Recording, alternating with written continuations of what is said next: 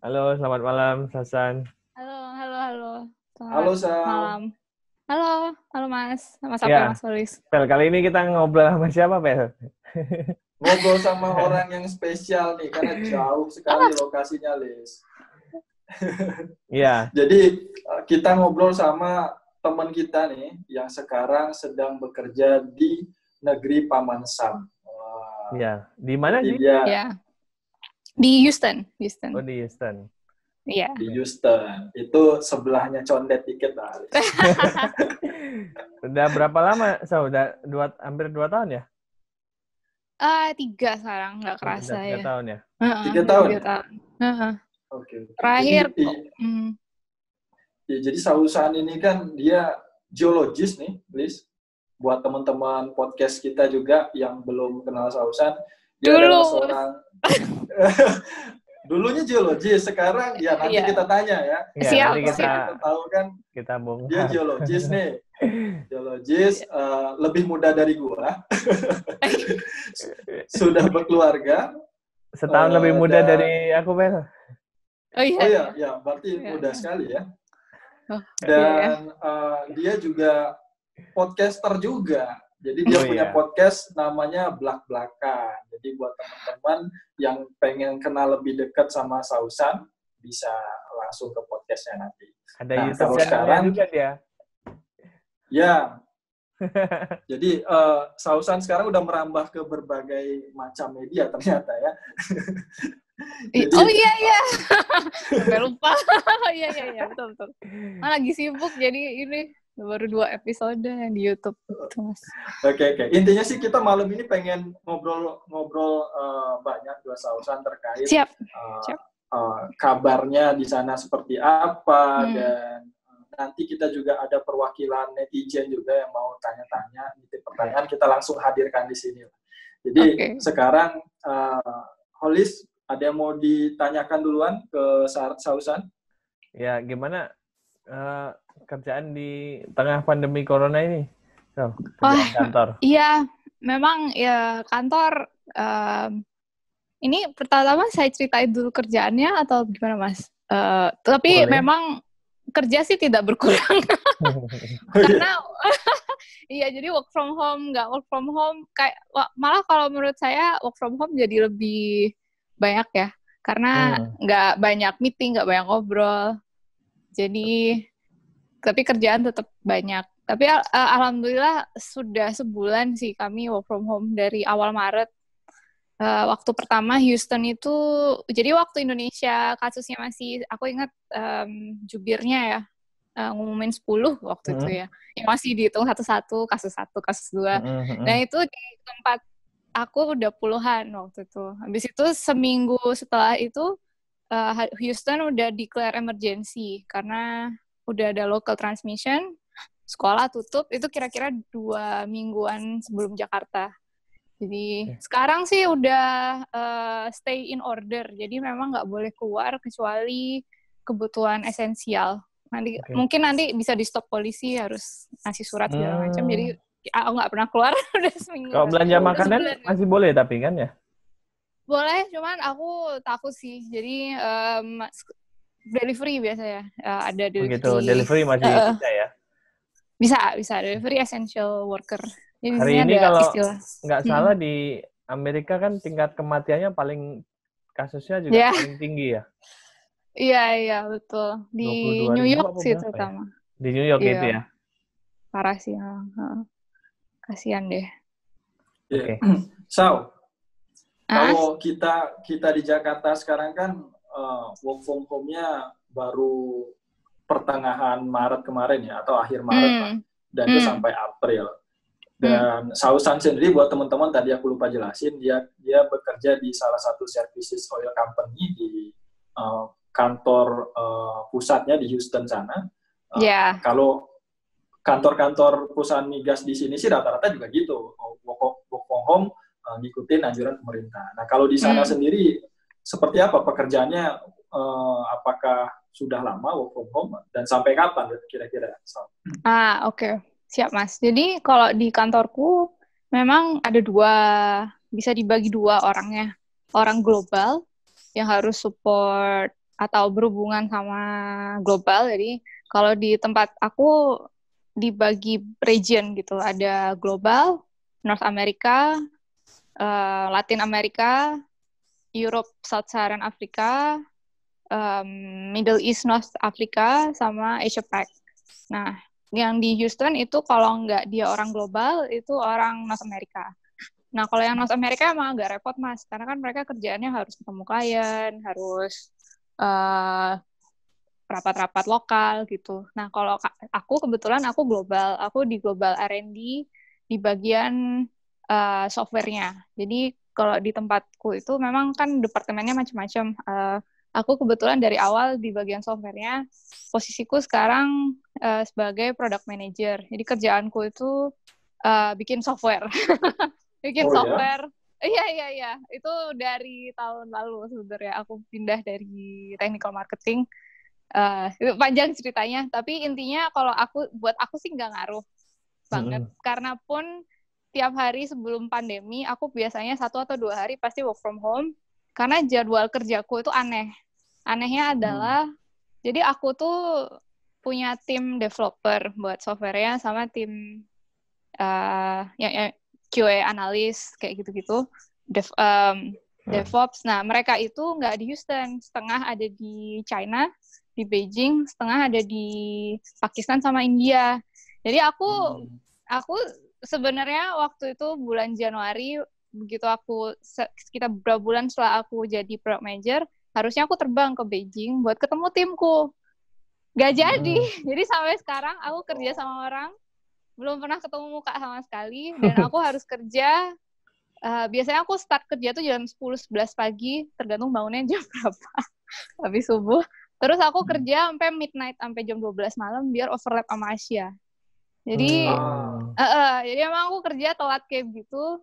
Paling ngantor tuh datang kantor kalau ada meeting. Jadi kalau ada meeting jam 11, berangkat kantor setengah 11 gitu. Soalnya habis itu pulang, makan, kerja lagi sampai malam gitu. Nah, kayak gitu. Jadi ketika pandemi, ya yang setengah yang di kantor itu pindah di rumah gitu. Jadi, tapi kalau untuk tim sendiri, karena dari awal kita nggak pernah ketemu, selalu online kerjanya, tidak ada bedanya sih buat mereka. Paling Beijing waktu itu, timku di Beijing tuh ada 9-10 orang. Itu kan yang awal-awal bulan Januari itu, nah itu mereka udah lockdown duluan, ada yang nggak bisa masuk Beijing, ada yang, kan orang pada mudik tuh gara-gara Chinese New Year. Habis Chinese New Year kan udah parah tuh. Nah itu tuh memang agak ada kacauan tuh di Beijing. Ada yang laptopnya ketinggalan di kantor, apa segala macam. Tapi habis itu udah, sekarang mereka udah normal tuh, udah pada ngantor.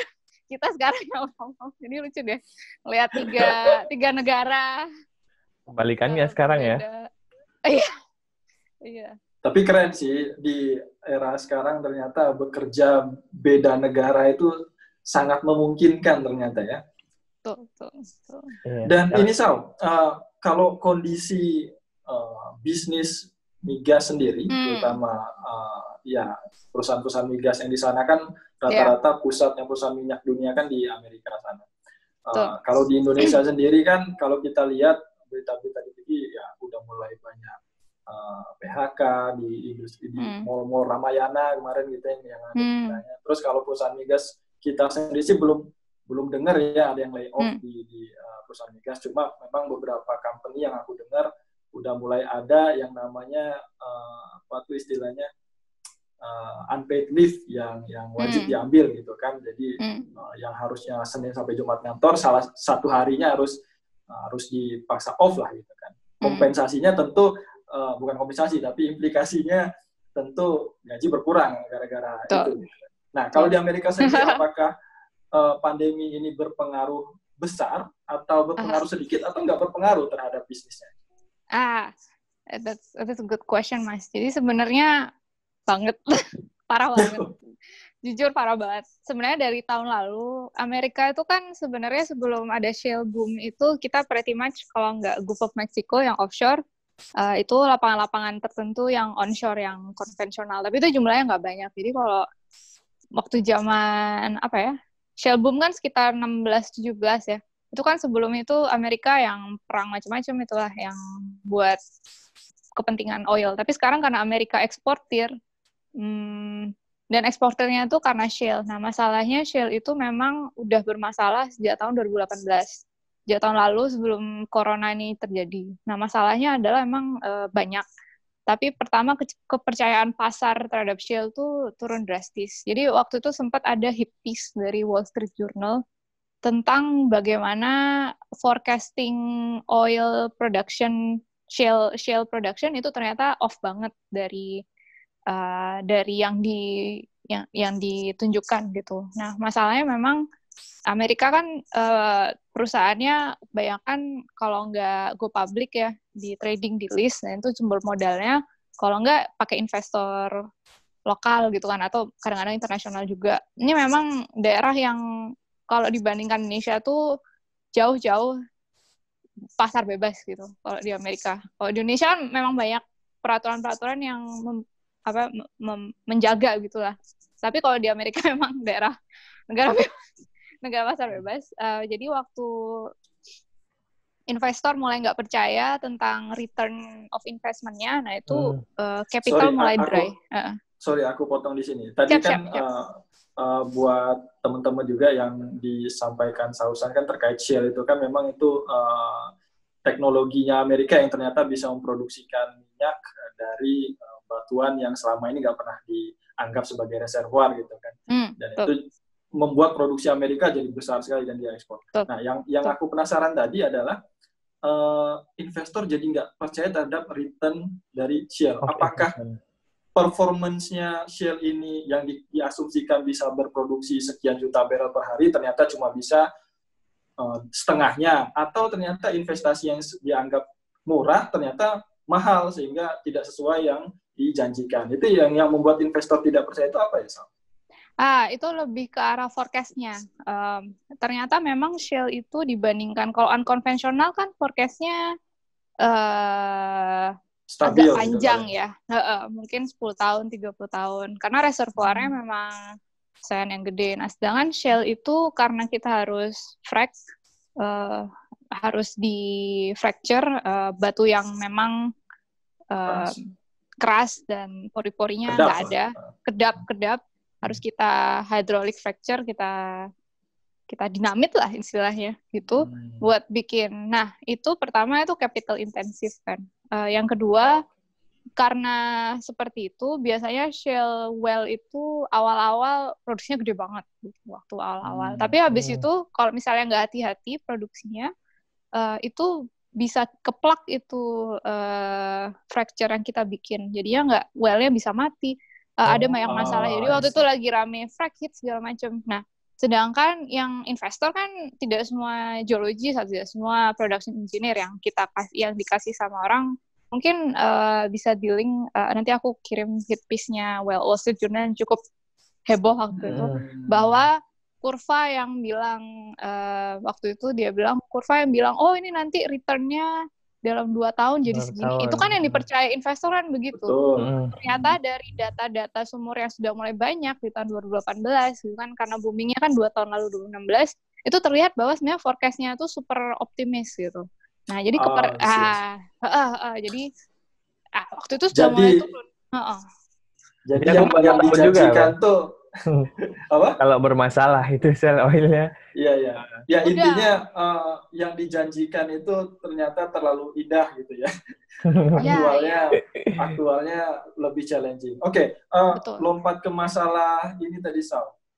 Ternyata bisnis migas di Amerika sendiri sebelum corona pun udah mulai gonjang-ganjing tuh karena sektor shale gas tadi, shale oil tadi ternyata nggak sesuai harapan.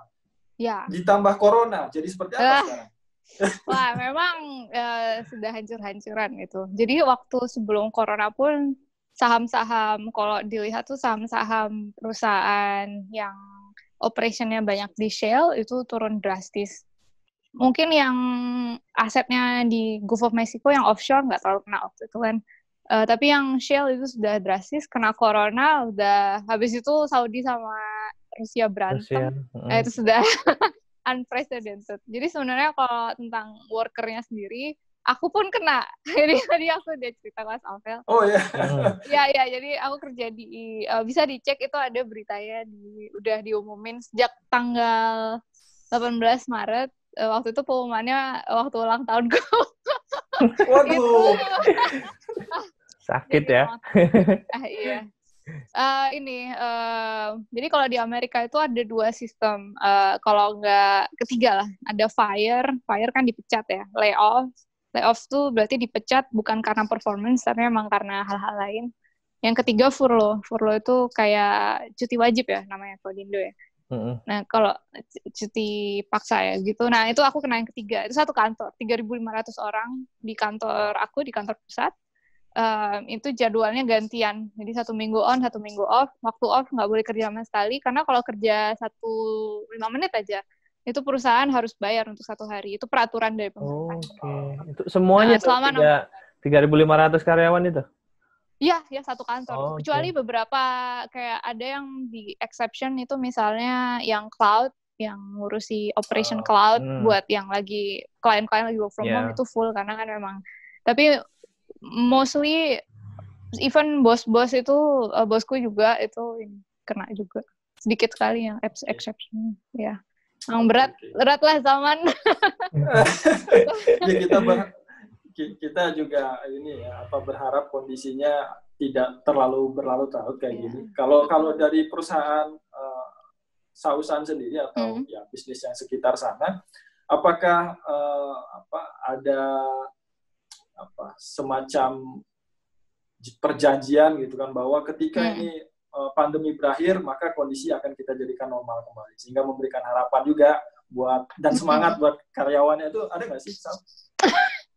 Aduh, gimana ya? Jadi mungkin ini beda culture, bukan beda peraturan juga. Amerika itu memang, jadi kami tuh kontraknya, kecuali ada kontrak, tapi dari pemerintah sendiri, nama kontrak kerjanya itu at will. Jadi at will itu artinya sesuka hati, itu beneran itu kontraknya at will. Jadi kalau di Amerika, pekerja itu boleh keluar kapan aja. Besok aku nggak show up itu juga nggak apa-apa. Jadi 2 minggu notice atau gimana itu kan dari perusahaan. Tapi kalau nggak dilakukan itu nggak melanggar hukum.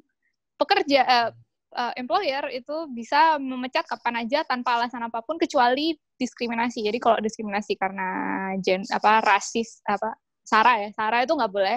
Itu bisa dituntut di pengadilan. Tapi selain itu nggak apa-apa. Jadi memang at will dari awal. Kecuali ada kontrak yang mengikat antara 2 belah pihak. Nah, itu bedanya kalau menurut saya sebagai orang Indonesia ya, di Indonesia memang peraturan pelindungan pekerjanya jauh-jauh lebih bagus untuk pekerjanya, ya kan? Karena PHK ada peraturan pemerintah harus pesangon. Di sini nggak ada pesangon-pesangon itu. Serius? Tidak diwajibkan pemerintah. Itu di Indonesia udah di demo ya. Yang omnibus ya. Makanya mau dibikin begitu-begitu. Jadi fire kapanpun tidak masalah. Jadi dari awal memang not in the employer's best interest buat janji-janji kayak gitu sih kalau di Amerika ya. Gitu. Jadi sementara sih tidak ada janji. Tapi nanti kita lihat aja. Oke. Tapi sebagai gitu. Sausan ini kan awalnya seorang geologis kan, kemudian pindah sebelum jadi product manager, sekarang kan jadi technical marketing ya? Iya. Iya. Nah, itu apakah setelah pindah ke Houston langsung jadi technical marketing, kemudian ada jenjang karirnya jadi product manager, atau karena suatu hal bisa kemudian berpindah-pindah gitu, Syaf? Nah, ini agak panjang, nggak apa-apa nih Mas ceritanya. Mungkin aku ceritain singkatnya full, aja. Singkatnya aja, yaudah. Jadi memang aku lulus itu pingin jadi geologis. Tapi memang waktu itu memang rezekinya masuk ke service company bagian software. Nah memang awalnya itu, ya kan aku lulus teknik geologi UGM kan. Terus masuk, awalnya aku memang pegang software geologi dan juga spesialisasiku waktu itu geomekanik. Awal-awal karir aku kental banget geomekaniknya. Aku sempat mikir aku pengen jadi ahli geomekanik yang salah satu yang terbaik lah gitu. Aku pengen spesialis di situ, aku baca buku macam-macam gitu. Tapi setelah aku pikir-pikir, Waktu itu berarti umurku berapa ya? 23, setelah prepare lagi. Sebenarnya aku masih banyak penasaran di bidang lain gitu. Kayak misalnya marketing. Dari dulu aku suka kayak strategic marketing, itu aku suka baca bukunya. Terus aku juga aku suka kayak startup gitu, kayak masih penasaran. Jadi setelah aku pikir, misalnya nih 20 tahun ke depan aku jadi ahli geomekanik tanpa mencoba yang lain-lain ini, kira-kira aku happy nggak ya gitu. Ternyata setelah aku pikir lama, kayaknya aku nggak happy. Nah, kebetulan waktu itu memang Nestakung ya, setelah mendukung. Jadi 2 tahun setelah di Jakarta, ada tawaran buat pertukaran ke kantor pusat. Waktu itu assignment-nya enggak bertukaran sih, soalnya nggak ada yang tukar. Assignment 6 bulan di bagian technical marketing. Jadi ada departemen marketing di tempatku, mereka butuh orang technical yang bisa bantu bikin konten-konten marketing kayak gitu. Nah, waktu itu aku bantuin yang geoscience. Tapi lama-lama setelah aku coba, di tempatku waktu itu lagi rame production, so aku agak penasaran sama production gitu. Karena kan selama ini yang aku tahu exploration, jadi bagian E-nya E&P. Kira-kira yang P-nya gimana ya? So, kita sering berantem tuh sama engineer ya, sama production engineer. Jadi aku pengen coba seberang situ, kebetulan juga lagi butuh orang di situ, lagi kosong gitu. Jadi aku nekat, modal nekat, aku pindah domain. Itu awal-awal emang berat. Aku nggak ngerti PAM itu apa, ya kan. Terus kita nggak sebagai geologis kita nggak peduli gitu. Setelah kita menemukan discovery, silahkanlah Anda mau ngapain gitu. Tapi ya akhirnya belajar PAM. Tapi setelah 2 tahun di marketing, aku baru sadar ternyata marketing itu macam-macam.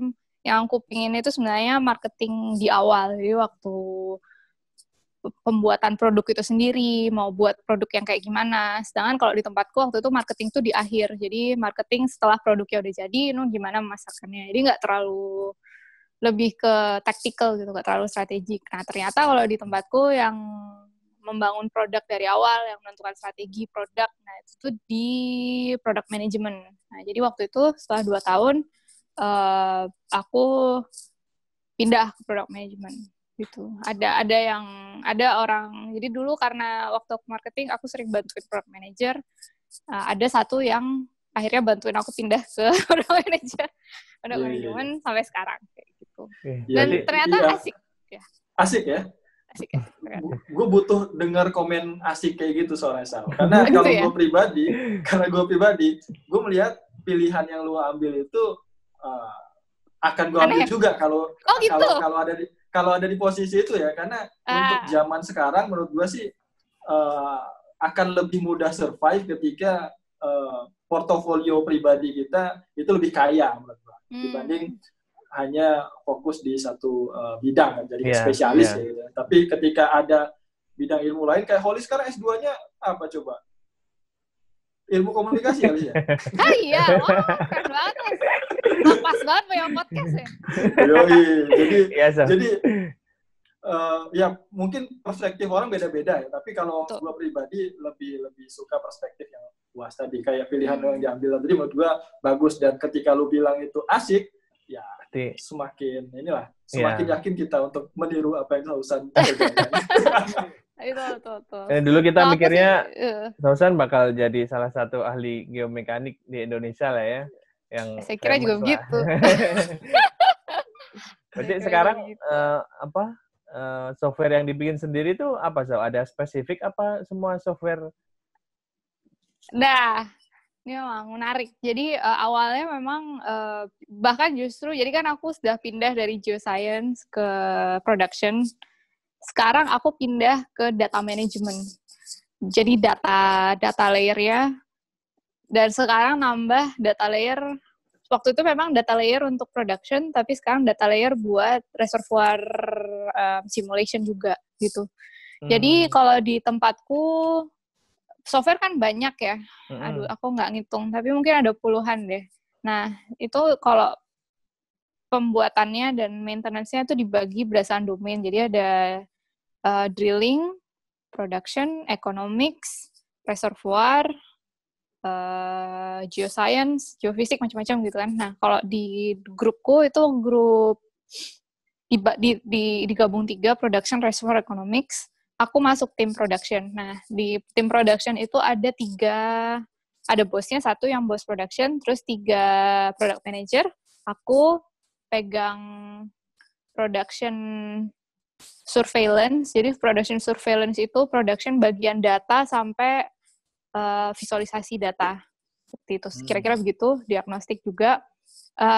Temanku ada orang Brazil, dia pegang workflow automation.